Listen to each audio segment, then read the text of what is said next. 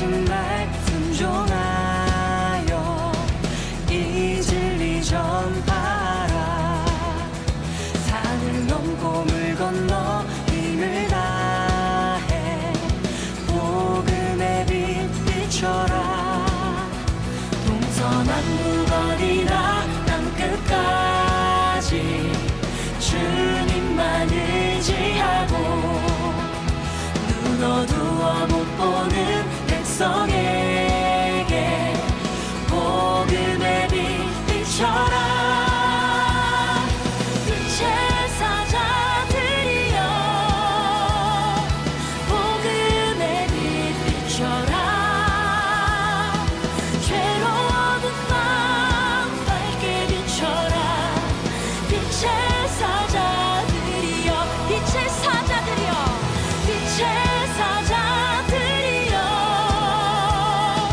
복음의 빛 비춰라. 죄로운 밤 밝게 비춰라. 빛의 사자들이여.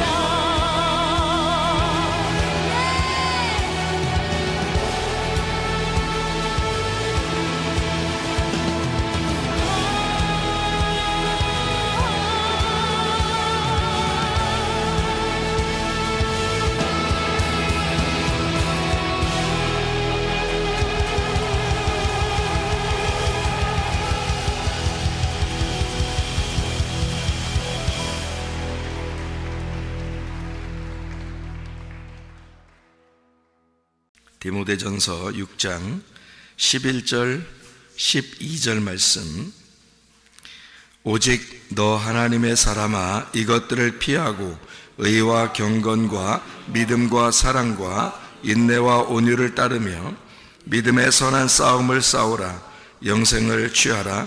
이를 위하여 내가 부르심을 받았고 많은 증인 앞에서 선한 증언을 하였도다. 아멘.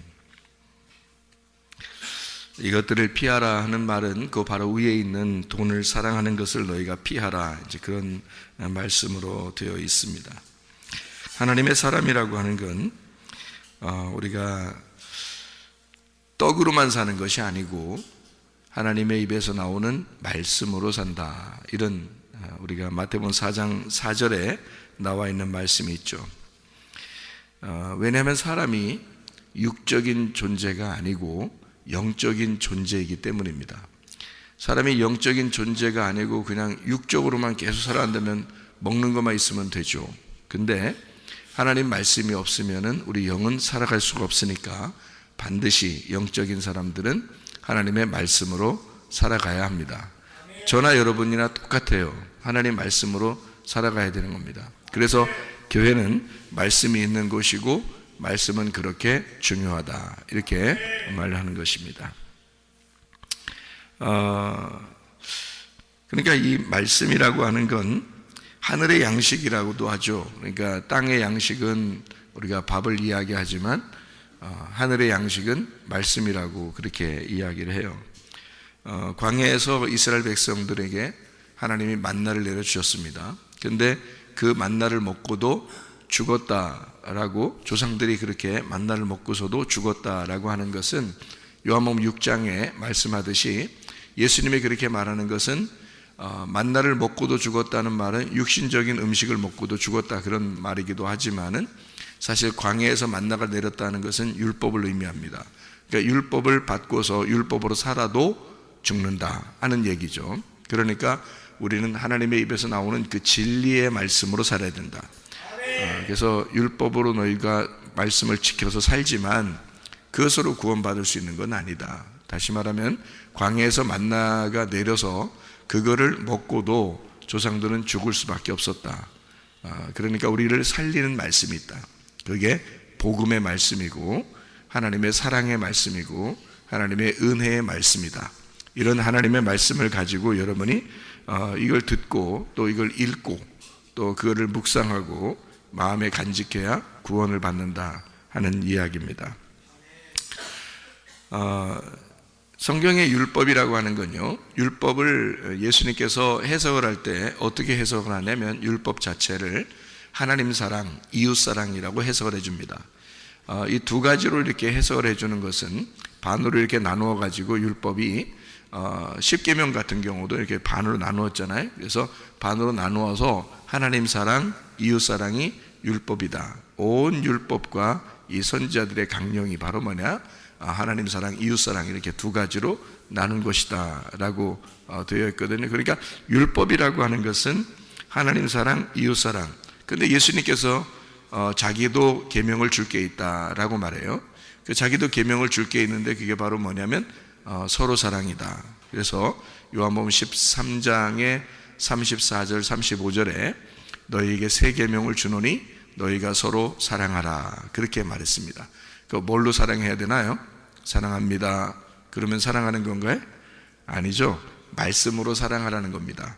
왜냐하면 하나님께서 이스라엘 백성들에게 말씀을 전달해 줌으로써 사랑했잖아요. 하나님께서 말씀이신 예수님을 이 땅에 보내신 것도 말씀으로 사랑한 것입니다. 말씀을 주시면서 말씀으로 사랑한 거죠. 그러니까 하나님은 우리에게 전적으로 말씀으로 사랑하셨다라는 얘기죠. 그러니까 우리가 서로 사랑해야 된다라는 얘기는 서로 어떤 게 있어야 된다는 얘기예요. 말씀이 있어야 된다는 얘기입니다. 그럼 왜 서로 사랑해야 된다 그렇게 말하나요?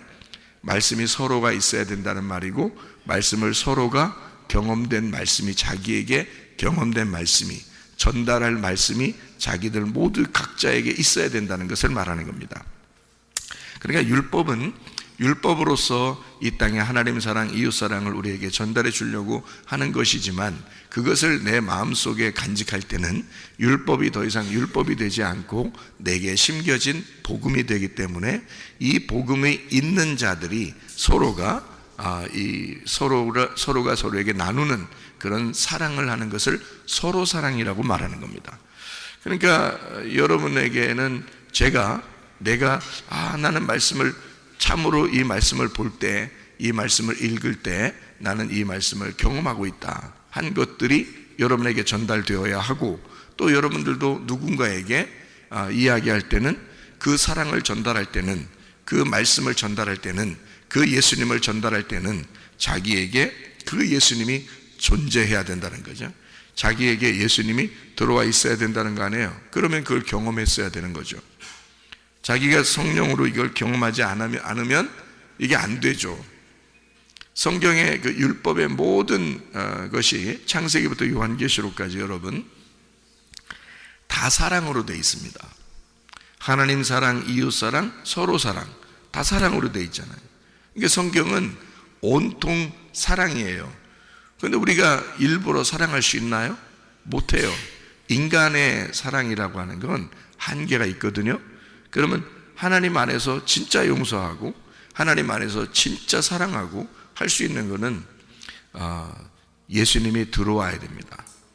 예수님을 만나야 돼요. 예수님 만나지 않으면 그게 안 돼요. 그러니까 예수님이 하시는 용서, 예수님이 하시는 그 사랑, 그것을 할 수 있어야 된다 그 말이에요. 그것을 우리는 배우러 온 거고, 배워서 되는 건 아니죠. 배워서 남 주냐? 그런 건 아니죠. 배워서 자기한테 경험이 돼야 되는 거죠. 자기 가슴에 예수님이 경험이 돼야 돼. 그러면 그게 서로 사랑이 가능해진다 그 말이죠. 자기가 경험하지 못했으면 서로 사랑은 안 되죠. 자기는 못하는데 누군가는 진짜 예수님을 경험해서 그 사람을 사랑한다, 용서한다. 그런데 이 사람은 그게 뭔지 이해가 잘 안 돼. 그러면은 서로 사랑은 아니죠. 그냥 저쪽에서 일방적으로 나를 사랑한 거죠. 성경에는 누구나 원수를 사랑하라 그랬어요.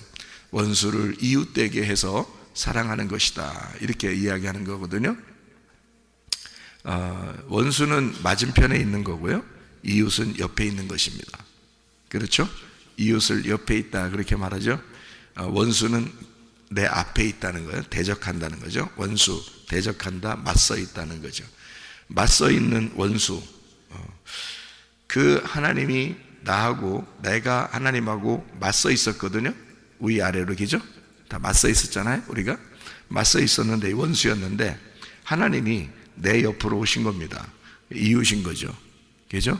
예수님이 내 옆으로 오셨어요. 하나님이 자기 아들을 내 옆으로 보내셨단 말이에요. 그래서 나의 이웃이 됐다고요, 이분이. 그래서 원수였었는데 이웃으로 내게 다가오셨다고요.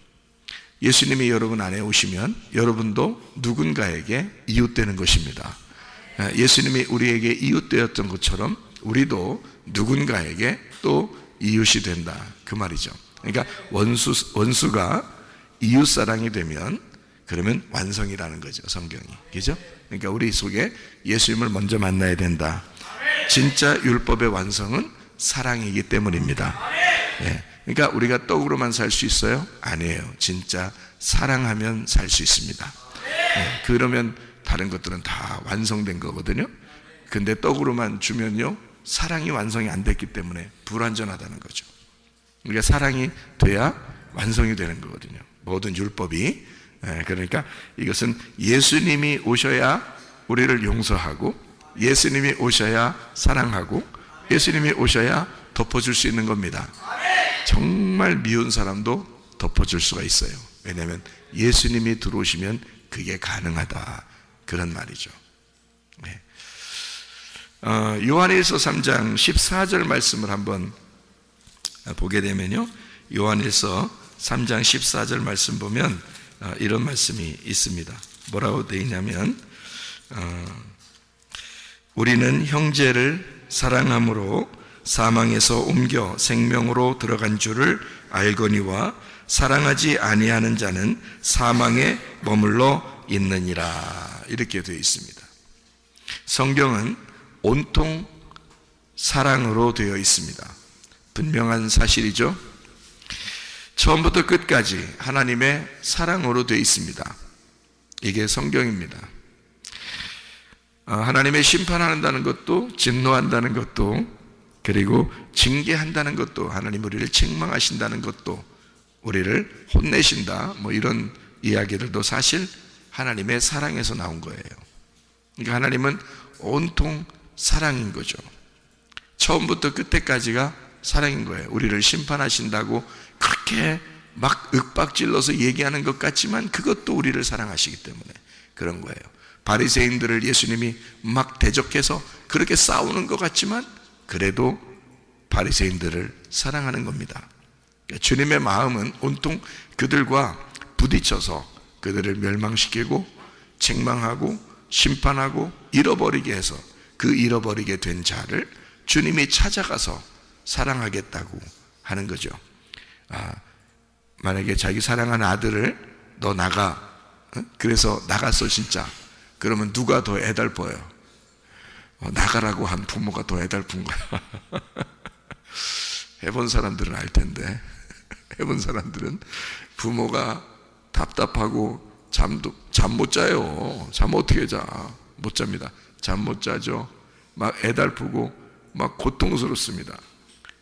오히려 자녀들은 어디서 자도 자요. 응? 역전 의자에서 자도 잡니다. 그런데요, 부모는 그게 안 되는 거야. 그게 안 돼. 그게 자녀들의 마음하고 부모의 마음하고 이게 안 맞아. 진짜예요. 그러니까 하나님이 우리를 책망하시고 징계하시고 그러는 것도 역시 하나님의 마음에는 사실 사랑하는 마음이 있어요. 선악과 먹고 인간을 나가라고 쫓아냈을 때도 결국 예수님이 오잖아요. 쫓겨난 그 자리에 예수님이 오시는 거라고, 와서 예수님이 대신 죽으시고 데리고 들어오는 거라고요. 그게 하나님의 사랑이라고 하는 거거든요. 그러니까 하나님의 사랑은 참으로 놀랍습니다. 그러니까 그 하나님의 사랑 안에 거하려고 하는 자들이 바로 우리들이고요. 그 하나님의 사랑을 몰랐다면 우리는 진짜 버림받은 사람들이죠. 하나님의 사랑 알고 우리가 신앙생활 해야 합니다. 그래서 사랑은 뭐냐? 사랑은 뭐냐? 이렇게 말하기가 어려워요. 사랑이 뭐예요? 뭐 주는 거, 또 뭐 선물하는 거, 뭐 사랑은 뭐 이것도 하고 저것도 하고, 사랑은 이렇게 해주는 거야, 저렇게 해주는 거야, 뭐 수백 가지 수천 가지를 이야기해도 만족스럽지 못하죠. 그래서 사랑은, 제가 말하기는 사랑은 누구냐 이래야 맞다는 거죠. 사랑은 누구냐 이래야 맞다는 거죠. 사랑은 누구입니까? 예수 그리스도이십니다. 예수님은 하나님의 사랑이기 때문에 그래요. 그것만이 진짜 사랑인 거죠. 그래서 사랑은 예수 그리스도이시다. 하나님의 사랑은 예수님이고 예수님이 사랑이다. 그래서 진짜 사랑은 누구일까? 예수 그리스도이십니다.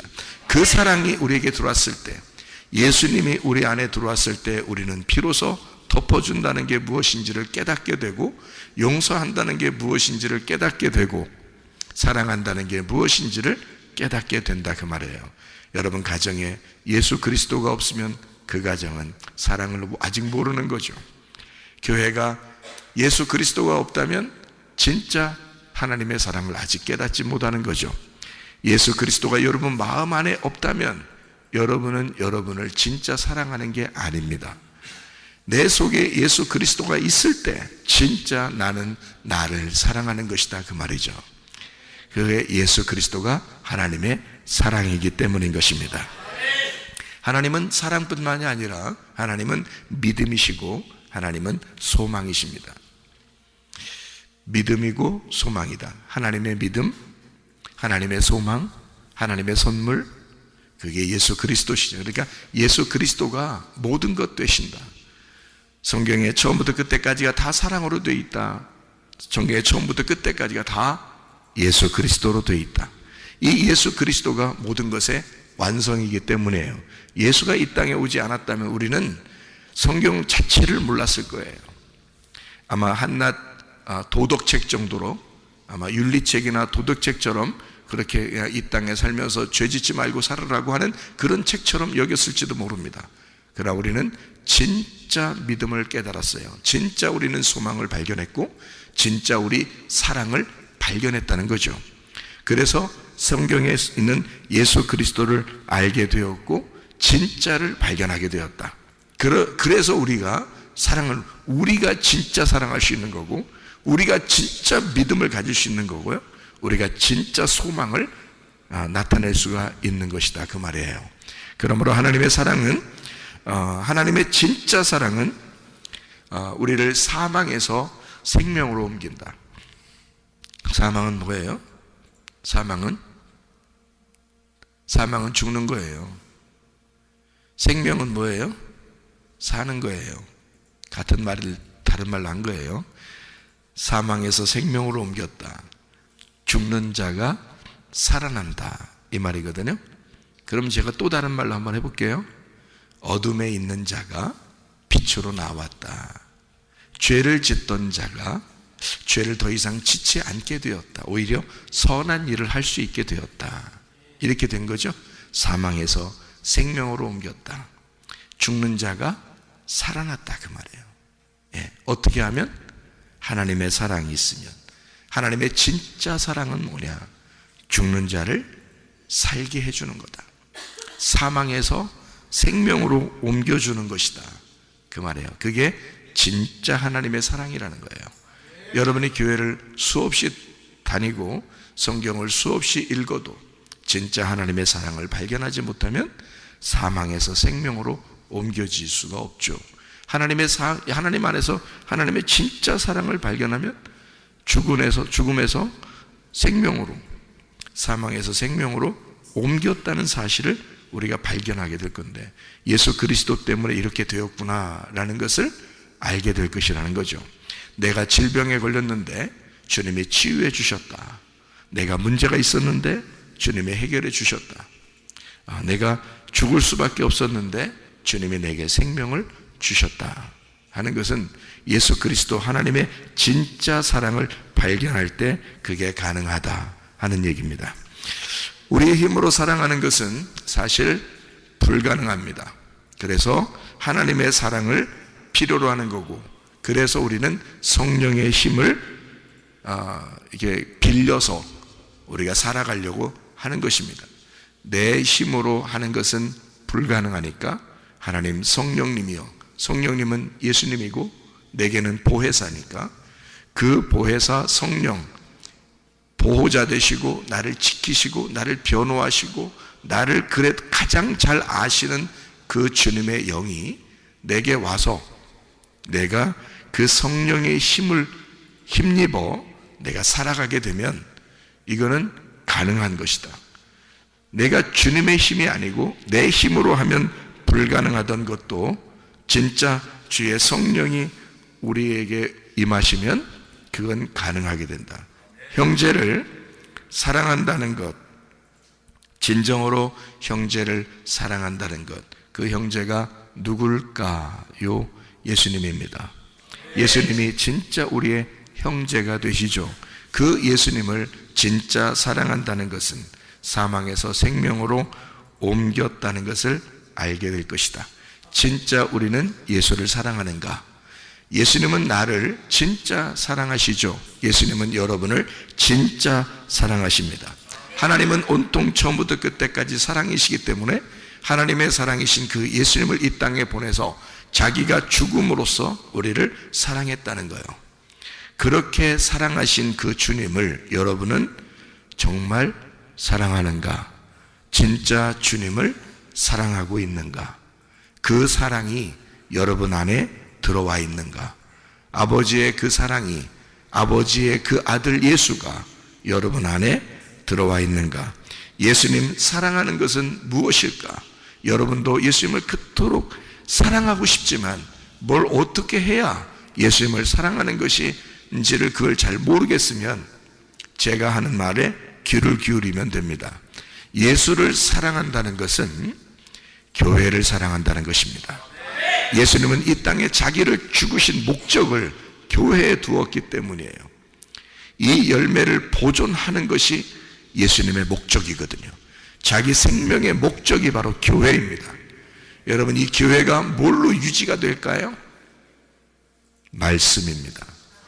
하나님의 말씀, 그것으로 이 교회를 유지하는 거예요. 그러니까 이 교회의 말씀은 하나님이 하시는 것이라 그 말이죠.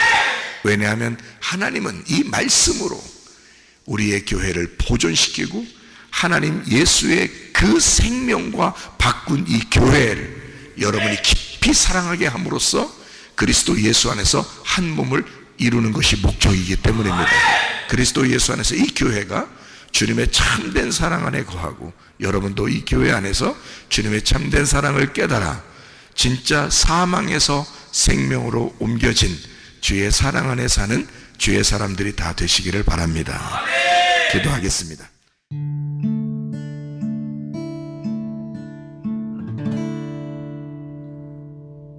내 속에